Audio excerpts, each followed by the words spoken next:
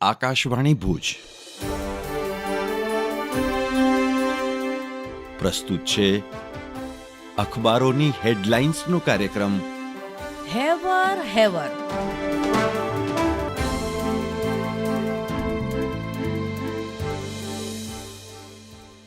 सब सुख लहे तुम्हारी सरना, तुम रक्षक काहू को डरना. હેવર હેવર ટીમ તરફથી સર્વે શ્રોતા મિત્રોને હનુમાન જયંતીની હાર્દિક શુભકામનાઓ.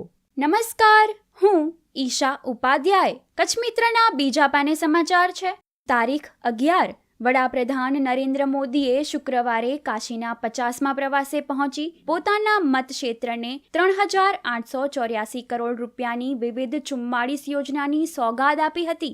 વડાપ્રધાન મોદીએ આ અવસરે જણાવ્યું હતું કે ભારત દેશ આજે વિકાસ અને વારસો બંનેને સાથે લઈને ચાલે છે. તેમજ તેઓ કહે છે, કાશી મારી છે અને હું કાશીનો છું.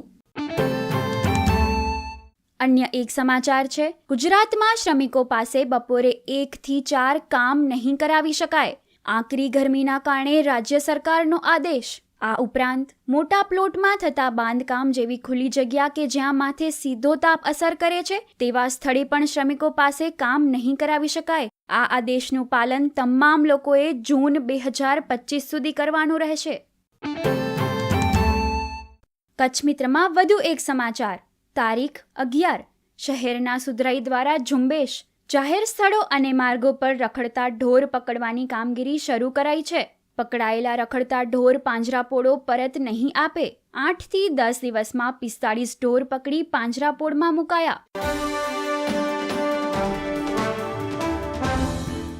હું મનોજ સોની. દિવ્ય ભાસ્કરના છેલ્લા પાને સમાચાર છે કે બેલાના રણમાં ગુમ થયા બાદ 7 કિલોમીટર પાણી માટે તરસ્યા ઇજનેરે જ્યાં દમ તોડ્યો ત્યાં 10 ફૂટ દૂર પાણી હતું. અનેક એજન્સીઓની શોધખોળ બાદ આખરે પોલીસ કોન્સ્ટેબલે મૃતદેહ શોધી કાઢ્યો. 5 દિવસ સુધી રણમાં લાશ પડી રહી. કચ્છ ભાસ્કરમાં સમાચાર છે કે ભુજમાં નાગર જ્ઞાતિ દ્વારા હાટકેશ જયંતી ઉજવાઈ. સંગીત સંધ્યા, ગરબા, લઘુરુદ્ર, શોભાયાત્રા અને મહાપ્રસાદ સહિતના વિવિધ આયોજનોમાં જ્ઞાતિજનો જોડાયા. ભુજ ફ્રન્ટ પેજ પર સમાચાર છે કે 17 એપ્રિલથી દબાણ હટાવની મહાઝુંબેશના થશે મંડાણ. અતિક્રમણ. રાજ્ય સરકારની સૂચનાથી સર્વે દરમિયાન કચ્છમાં 5,000થી વધુ દબાણ હોવાનું પ્રાથમિક તપાસમાં ખુલ્યું હતું. લેન્ડ ગ્રેબિંગ અંતર્ગત ચાલેલા કેસમાં પણ કાર્યવાહી થશે. સર્વે થઈ ગયો છે.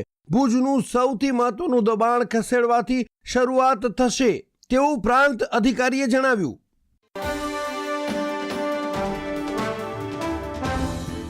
હું ચિત્રા ચૌધરી.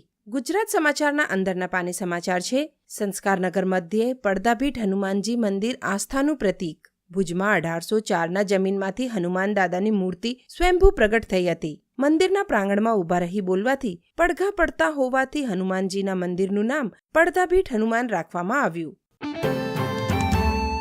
અંદરના પાને વધુ એક સમાચારમાં મુન્દ્રાથી અંજાર અને ભુજ જતી બસો વાયા રતડિયા થઈને ચલાવવા માંગ. ખરાબ રસ્તાને કારણે બંધ થયેલી. વિદ્યાર્થીઓ, દીકરીઓ, દર્દીઓ અને વડીલોની તકલીફ દૂર થાય તે માટે ધારાસભ્યને રજૂઆત.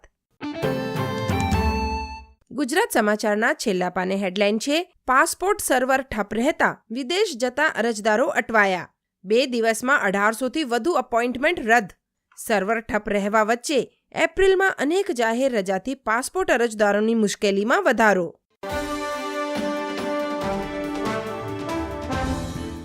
હું હર્ષા ઠક્કર. સંદેશની કચ્છ આવૃત્તિમાં સમાચાર છે. ભુજની 2 ખાનગી હોટલ સામે પાણી ચોરી મામલે નગરપાલિકાની ફરિયાદ. પીવાનું પાણી પૂરું પાડતી પાઇપલાઇનોમાં ગેરકાયદેસર નળ જોડાણ કર્યું. ચીફ ઓફિસર દ્વારા એસપીને લેખિત અરજી આપી કાર્યવાહી કરવા અનુરોધ. અન્ય સમાચારોમાં ગાંધીધામમાં મૃત પશુઓના આડેધડ નિકાલથી ગંભીર રોગચાળાની ભીતિ. ડીપીએના ખુલ્લા પ્લોટ અસામાજિક તત્વો માટે બન્યા આશ્રય સ્થાન. ખાડા કરીને અબોલ જીવોનો નિકાલ કરવાના નિયમનો ઉલાડિયો. અન્ય સમાચારોમાં કચ્છમાં મહત્તમ તાપમાન ઘટ્યું પણ આકરા તાપમાંથી કોઈ રાહત નહીં. કચ્છ સહિત રાજ્યમાં 2 દિવસ બાદ તાપમાન વધવાની સંભાવના.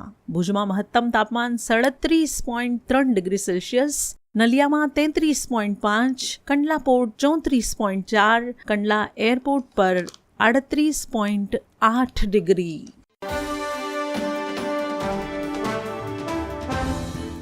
હું નીરજ મચ્છર. સલમાન ખાનની સિકંદર છોડી પબ્લિક સની દેઓલની જાટ જોવા પહોંચી. ઇન્ડિયન એક્સપ્રેસના સમાચાર. સની દેઓલની લેટેસ્ટ એક્શન ફિલ્મ જાટ ગુરુવારે રિલીઝ થઈ અને તેણે સલમાન ખાનની ફિલ્મ સિકંદર કરતાં વધુ સારું પ્રદર્શન કર્યું. જાટની પહેલા દિવસની કમાણી એડવાન્સ બુકિંગ કરતાં ઘણી વધારે હતી.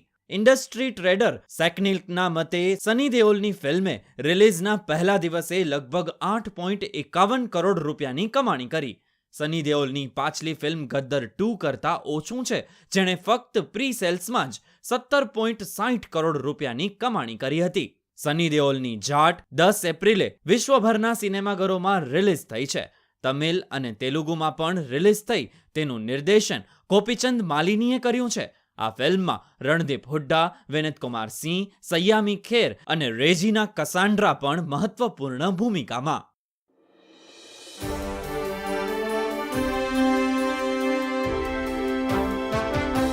અખબારોની હેડલાઇન્સનો કાર્યક્રમ હેવર હેવર.